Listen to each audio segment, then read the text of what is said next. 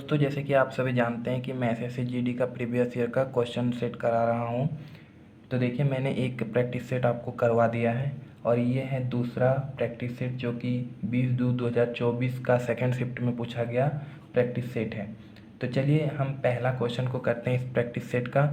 और आगे भी दोस्तों जो वीडियो आएंगे वो बाकी के प्रैक्टिस सेट एक एक करके आते जाएंगे। अभी मैं 2024 का प्रैक्टिस सेट सारा पहले कंप्लीट करवाऊंगा, उसके बाद मैं 2025 का भी स्टार्ट करूंगा।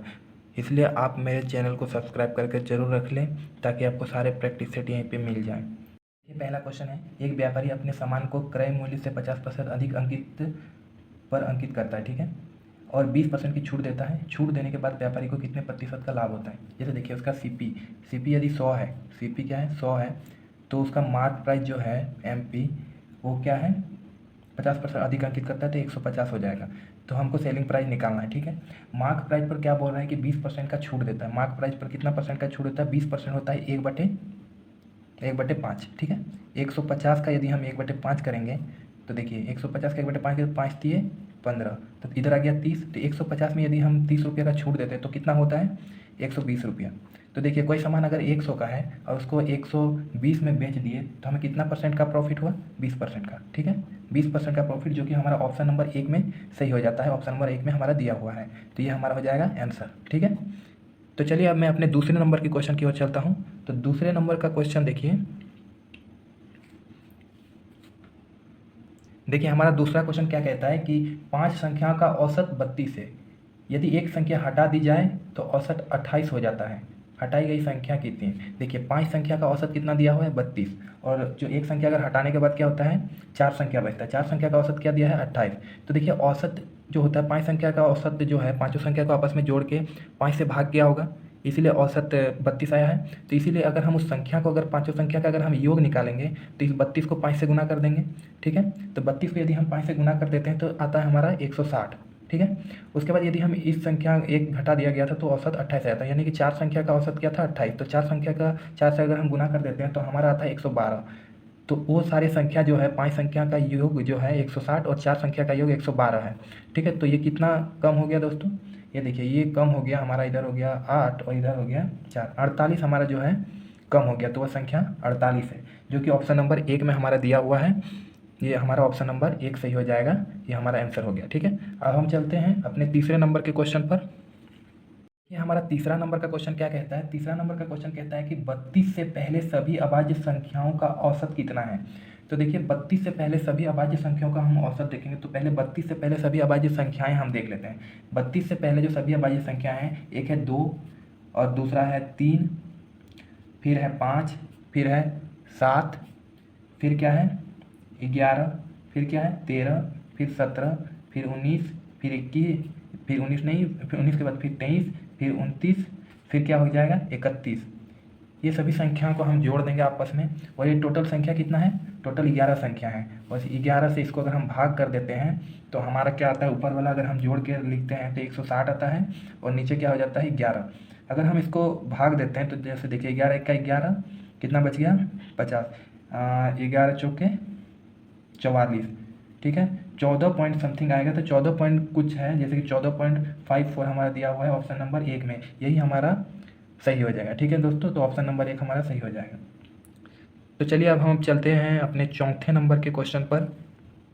देखिए हमारा चौथा नंबर का क्वेश्चन कहता है कि 3 नोटबुक और 6 पेन का मूल्य 3000 रुपया है। क्या है 3 नोटबुक और 6 पेन का मूल्य क्या है 3000 रुपया। तो उतने ही पैसे में एक व्यक्ति 1 नोटबुक और 12 पेन खरीद सकता है। क्या 1 नोटबुक और 12 पेन खरीद सकता है, कितना पैसे में, उतना ही 3000 पैसे में ही खरीद सकता है। तो यदि राजू 15 पेन खरीदना चाहता है तो उसे कितना भुगतान करना पड़ेगा, यानी कि हमें 15 पेन का मान निकालना है। तो देखिए हम नोटबुक को कैंसिल करेंगे, ऊपर नीचे देखिए यहाँ 3 एन है, यहाँ 1 एन है, तो इसको अगर हम 3 से गुना कर देते हैं तो क्या हो जाएगा, यहाँ 3 एन हो जाएगा और ये हो जाएगा 12 तिया 36 पेन हो जाएगा और ये हो गया 3 तिया 9000, ठीक है। अब देखिए हम इसको क्या करेंगे, हम इसको माइनस करेंगे, ठीक है। 3 एन से 3 एन कट गया और यहाँ देखिए 36 पी इधर है, 6 पी है, तो माइनस करेंगे तो 30 पी और यहाँ क्या आ जाएगा 9000 में 3000 गया 6000। तो 30 पेन का वैल्यू हमारा दिया हुआ है 6000, ठीक है। तो हमें 15 पेन का निकालना है। तो देखिए 30 पेन का 6,000 तो 15 पेन इसका आधा हो गया 15 पेन, तो इसका क्या हो जाएगा 3,000, आधा कर देंगे 3,000। ये हमारा ऑप्शन नंबर कौन सा है, ऑप्शन नंबर 3 में हमारा दिया हुआ है, जो कि हमारा बिल्कुल सही है। ठीक है, तो चलिए अब हम चलते हैं अपने 5वें नंबर के क्वेश्चन पर। तो देखिए हमारा 5वें नंबर का क्वेश्चन क्या कहता है, विद्यार्थियों की वह अधिकतम संख्या ज्ञात कीजिए जिनके बीच 1,003 चॉकलेट और 2703 कैंडी इस प्रकार बांटी जा सकती है कि प्रत्येक विद्यार्थी को प्रत्येक चॉकलेट और कैंडी की समान संख्या मिले। ठीक है, तो हम इसको कुछ नहीं करना है, इसका डिफरेंस लेना है। जैसे कि देखिए 2703 क्या है कैंडी और 1,003 क्या है चॉकलेट, तो हमारा डिफरेंस कितना आ गया 1700। अब हमारा ऑप्शन में जो ऑप्शन दिया हुआ है 4 ऑप्शन, वही ऑप्शन सही होगा जो 1700 को पूरा पूरा काट दे। तो हमारा ऑप्शन नंबर 1 में ही दिया हुआ है 17, जो कि 1700 को पूरा पूरा काट देगा, यही हमारा ऑप्शन नंबर 1 ही सही हो जाएगा। ठीक है, तो चलिए अब हम चलते हैं अपने 6ठे नंबर के क्वेश्चन पर।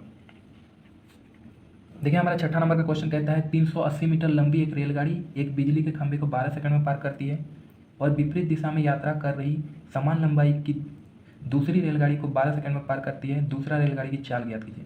हम जानते हैं दोस्तों चाल बराबर क्या होता है, चाल बराबर दूरी बटा समय। ठीक है, चाल बराबर होता है दूरी बटा समय। तो देखिए हम चाल बराबर दूरी हमें कितना दिया हुआ है 384 मीटर। ठीक है, 384 मीटर और समय हमें क्या दिया है 12 सेकंड। यदि हम इसको कैलकुलेट करते हैं तो हमारा आता है जैसे कि 12 दिया 36, 2 बचा 12 दूनी 24 मीटर पर सेकंड, तो 32 मीटर पर सेकंड हमारा ये हो गया आंसर। ऑप्शन नंबर डी में हमारा दिया हुआ है 32 मीटर पर सेकंड, जो कि हमारा बिल्कुल सही है। ठीक है, अब चलते हैं हम अपने 7वें नंबर के क्वेश्चन पर।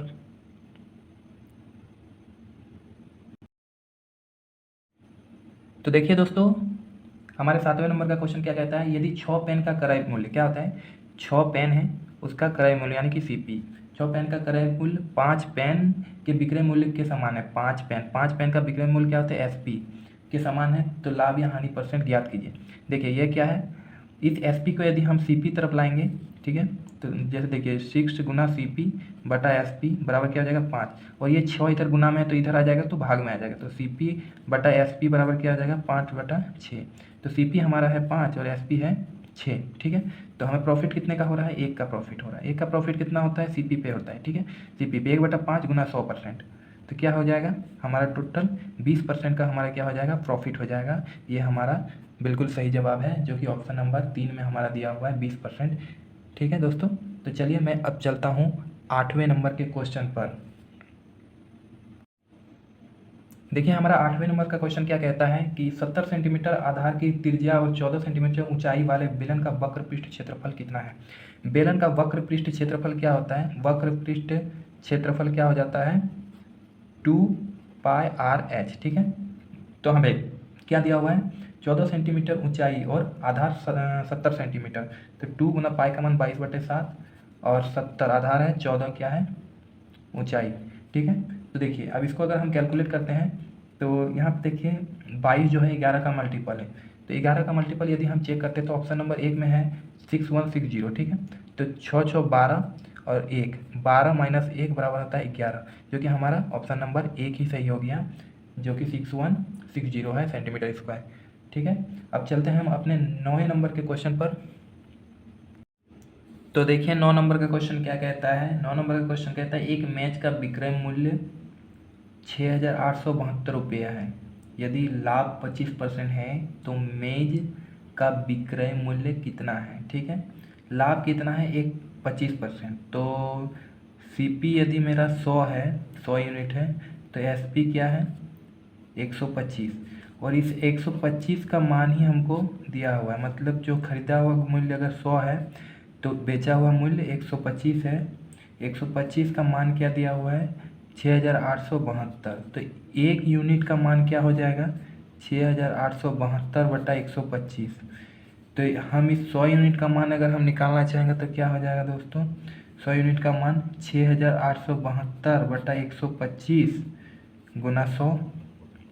देखिए 25 25 125, 25 चौके 100, 25 चौक 100। ठीक है, तो यदि हम 4 का गुना इस अंक से 6,872 से करेंगे, उसके बाद 5 से यदि हम डिवाइड करेंगे तो लगभग हमारा आएगा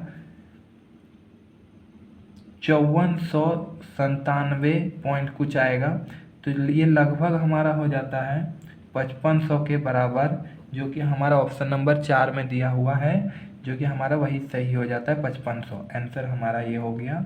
अब चलते हैं हम अपने 10 नंबर के क्वेश्चन पर।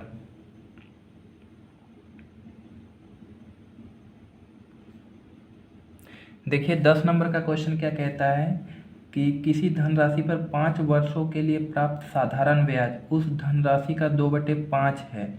मतलब सिंपल इंटरेस्ट जो है वो उस प्रिंसिपल का यानी कि धनराशि का 2/5 है। ठीक है, वार्षिक ब्याज दर ज्ञात कीजिए। वार्षिक ब्याज दर ज्ञात करना है तो देखिए इस प्रिंसिपल को अगर सिंपल इंटरेस्ट के नीचे अगर लाते हैं बट्टे में, इधर गुना में है तो इधर बट्टे में आ जाएगा, तो 2/5 यानी कि प्रिंसिपल यदि 5 है, मतलब मूलधन यदि 5 है तो उस पर ब्याज कितना लग रहा है 2। तो हम एक फॉर्मूला जानते हैं दोस्तों कि सिंपल इंटरेस्ट बराबर क्या होता है, प्रिंसिपल गुना रेट परसेंट गुना टी मतलब समय बटा 100। ठीक है, तो देखिए सिंपल इंटरेस्ट हमारा कितना है 2, प्रिंसिपल कितना है 5 और रेट परसेंट हमें निकालना है और समय हमें क्या दिया हुआ है 5 वर्ष और 100 यहाँ पे नीचे। ठीक है, यहाँ देखिए 5 से काटेंगे तो कितना बार में जाएगा, 5 दूनी 10 20 बार में, फिर 5 से काटेंगे तो कितना बार में, 4 बार में। ठीक है, तो आर परसेंट जो है तो यहाँ पे हमारा आर बराबर क्या निकल जाएगा, आर बराबर निकल जाएगा, ये 4 इधर गुना हो जाएगा 2 के साथ तो 4 दूनी 8% जो है हमारा आंसर हो जाएगा, जो कि हमारा ऑप्शन नंबर 4 में दिया हुआ है। तो ये हमारा आंसर हो जाएगा। ठीक है, अब चलते हैं हम 11 नंबर के क्वेश्चन पर। तो देखिए 11 नंबर का क्वेश्चन को सॉल्व करते हैं। 11 नंबर का क्वेश्चन क्या कह रहा है कि 0.1 का स्क्वायर प्लस 0.01 का स्क्वायर का मान कितना है। ठीक है, यदि हम 0.1 का अगर हम स्क्वायर करते हैं, 0.1 का यदि हम स्क्वायर करते हैं तो क्या आता है 0.01 आता है।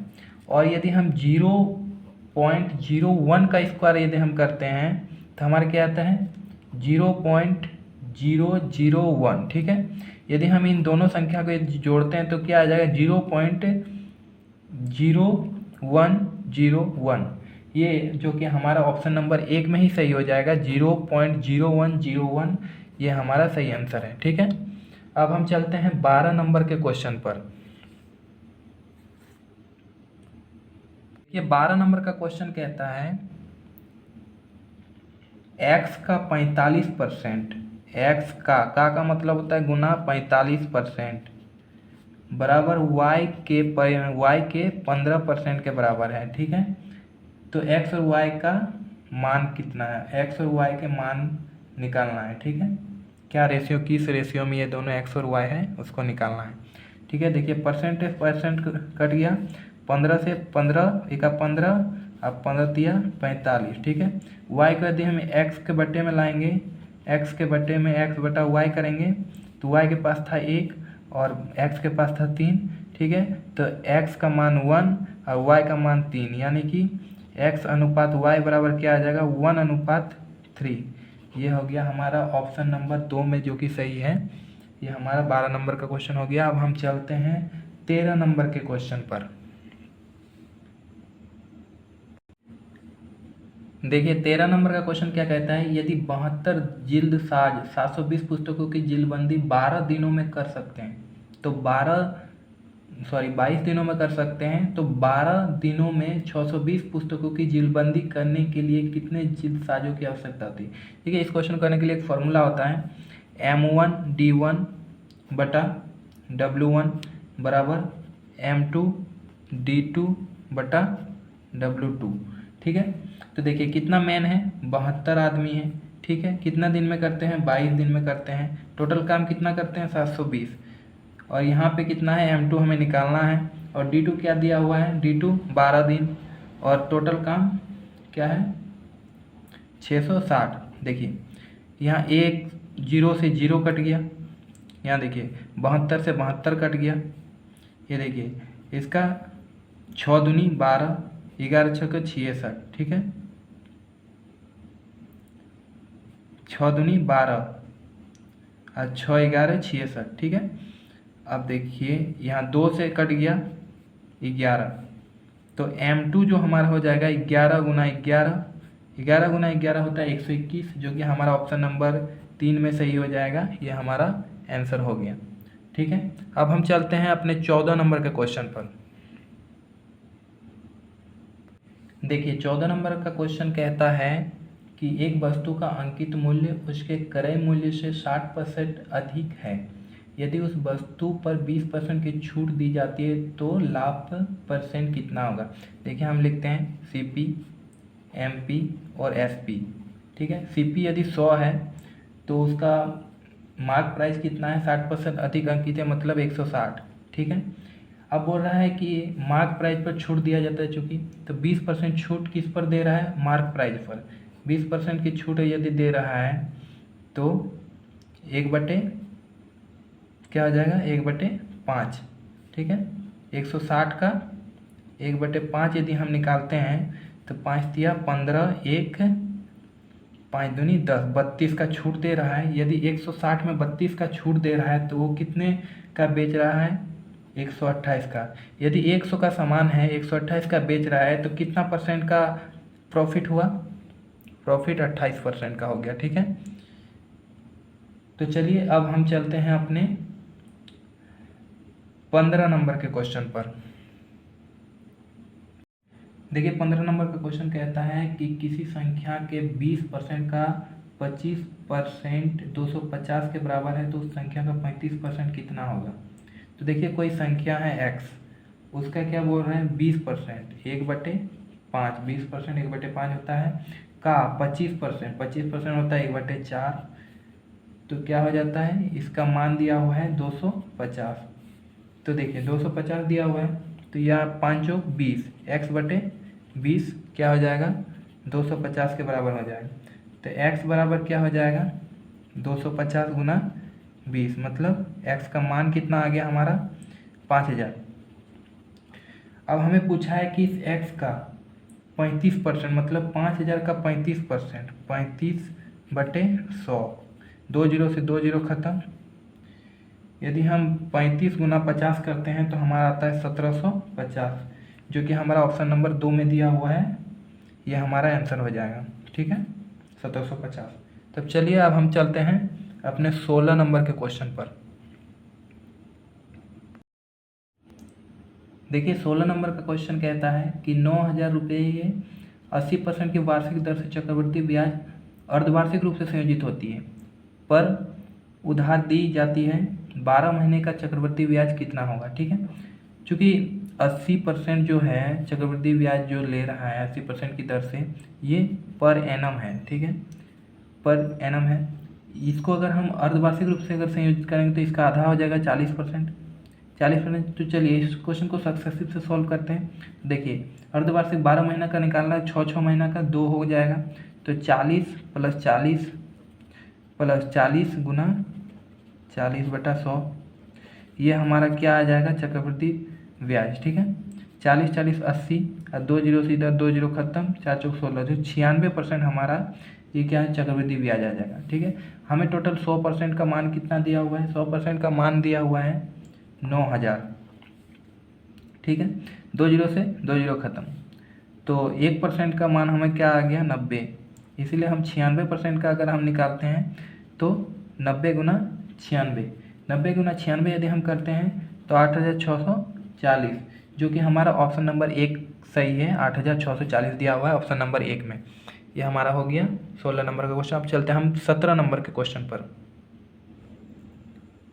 देखिए 17 नंबर का क्वेश्चन क्या कहता है, PQR के बीच 8400 रुपये को क्रमशः 2/3 अनुपात 3 अनुपात 1/3 के अनुपात में बांटा जाता है। R का हिस्सा कितना है। ठीक है, ये क्या हो गया, P, Q और R।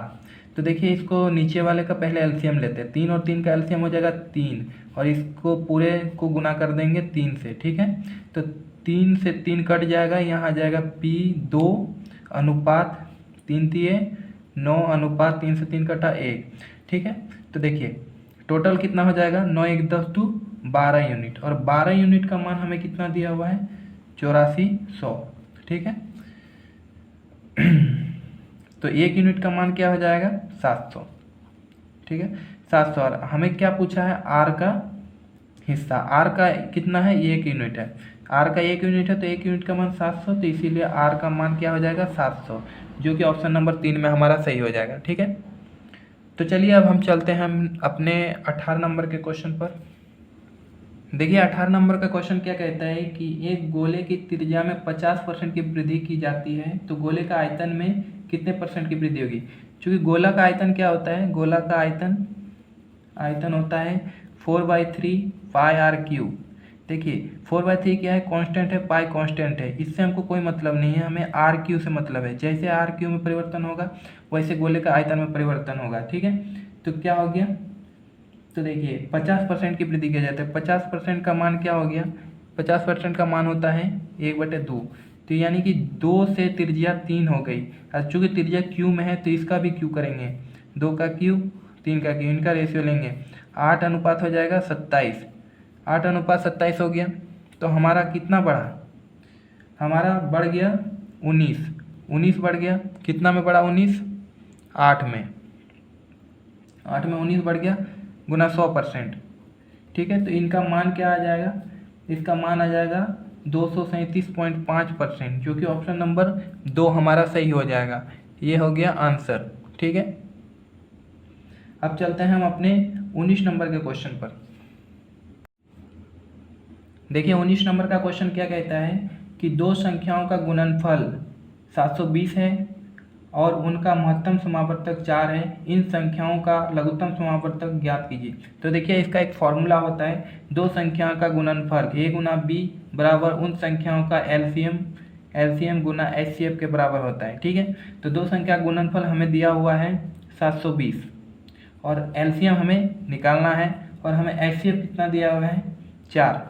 ठीक है, तो एलसीएम बराबर क्या हो जाएगा, एलसीएम बराबर 720, इधर गुना में 4 था तो इधर इस पर आएगा तो 4 भाग में आ जाएगा।